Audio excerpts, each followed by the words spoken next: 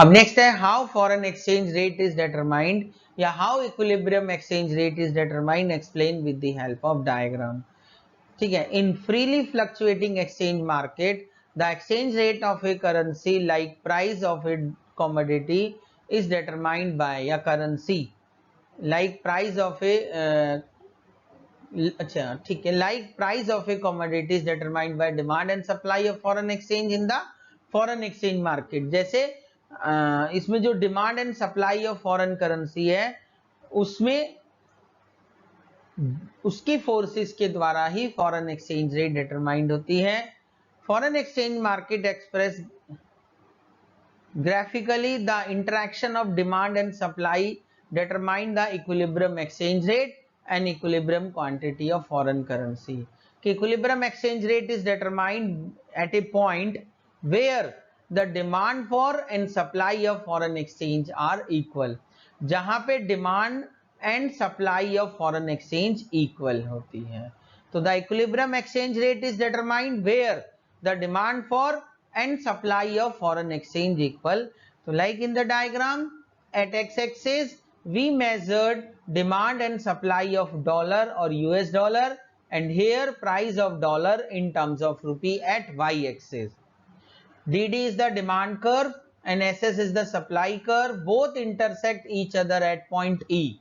Point E is the equilibrium point and the equilibrium exchange rate is OR. That means for $1 OR rupee is needed to spend. कि in the diagram कि diagram में X axis पे हमने demand and supply of dollar measure किया है और Y axis पे price of dollar in terms of rupee. D is the demand curve and S is the supply curve. Both the curve intersect each other at point E, और दोनों एक दूसरे को point ई पर इंटरसेक्ट करते हैं। Point E equilibrium point है। At this point the equilibrium exchange rate is O R. That means for $1 OR rupee is needed, कि एक यूएस डॉलर के लिए OR रुपीस की आवश्यकता होती है। And OQ is the equilibrium exchange rate, और OQ क्या है? इक्विलिब्रियम एक्सचेंज रेट है। जैसे in the diagram demand and supply curve of dollar intersect each other at point E, which implies that the exchange rate OR quantity demanded and supplied are equal both at OQ, hence the equilibrium rate is OR and equilibrium quantity is OQ. That means OR rupee is needed to purchase $1. अब change in exchange rate, कि how the exchange rate change, कि कैसे exchange rate change होता है when there is a change in demand and supply of foreign exchange, कि जब demand और supply foreign exchange की चेंज होती है, ठीक है ना, तो उसके कारण फॉरेन एक्सचेंज रेट भी चेंज हो जाता है। जैसे फर्स्ट पॉइंट है, if increase in India's demand for US dollar, या demand for US dollar increases in India, कि जब इंडिया में यानी हमारे देश में, भारत में फॉरेन एक्सचेंज यानी डॉलर की डिमांड बढ़ जाती है, तो पहले देखो स्टूडेंट डायग्राम बनाएंगे। डी और ये एस है, both intersect each other at point e is the equilibrium point and OR is the equilibrium exchange rate and OQ is the equilibrium quantity. When demand of the dollar rises, the demand curve shift rightward and taking the shape of D1 and the new demand curve D1 intersect the supply curve at point E1.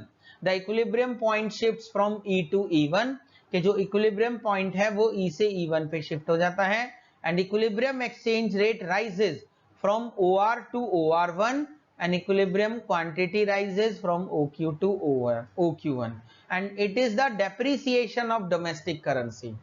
ये क्या कहलाता है? depreciation of domestic currency because more rupee is needed to purchase $1.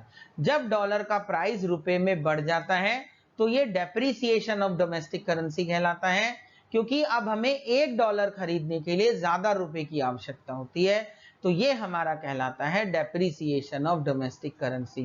के diagram में at x axis demand and supply of dollar है, y axis price of dollar in terms of rupee है। Initially demand and supply curve both intersect each other at point e is the equilibrium point. At this point the equilibrium exchange rate OR, equilibrium जो exchange rate है वो OR है और quantity OQ है।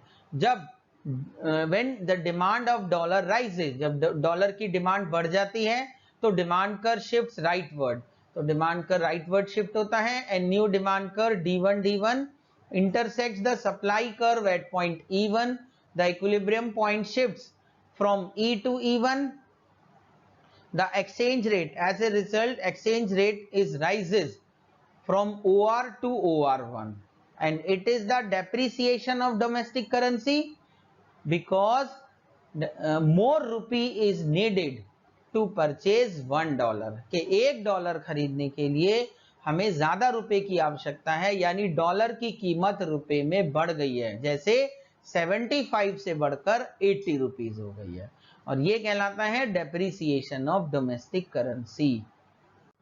Next second है, ऐसे अगर demand decrease होगी तो डिमांड कर लेफ्टवर्ड शिफ्ट होगा और वो डायग्राम बन जाएगा। इफ इंक्रीज इन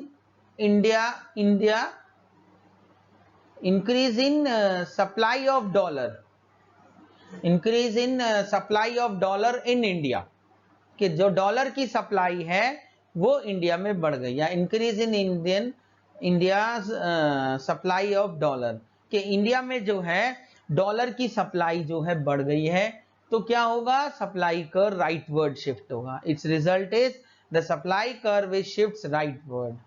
ठीक है ना, तो जैसे ये सेम डायग्राम है इसी तरीके से बनाएंगे।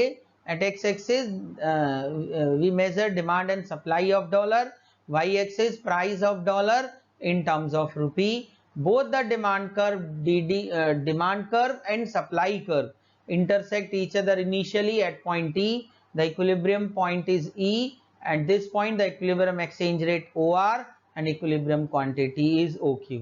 When supply of dollar rises, the supply curve shift rightward and the new supply curve S1 intersects the demand curve at point E1. जो नया सप्लाई कर्व है S1 वो डिमांड कर्व को E1 पर कट करता है। The equilibrium point shifts from E to E1।